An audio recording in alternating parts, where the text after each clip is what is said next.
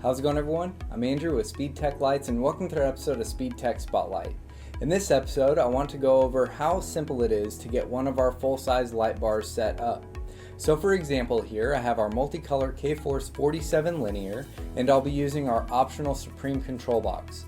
So coming off of your light bar, you'll have about 12 feet of cable harness here going to a connector, and then you'll simply plug that into your control box. And then on top of that, you'll have about 12 feet of power cable to run to your power source. And then those are the only two cables you'll have to run using our optional control box. So once you have your connector plugged in and your power cables hooked up, you'll have full control of your light bar.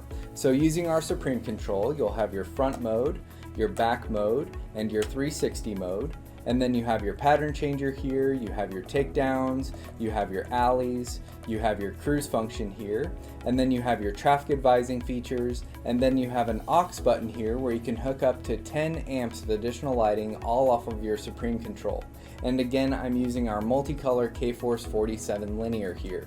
Now make sure to watch our product demos, our flash pattern videos, and also check out our interactive players on every product page. If you have any questions, give us a call or shoot us an email. We'll talk to you soon. Thanks.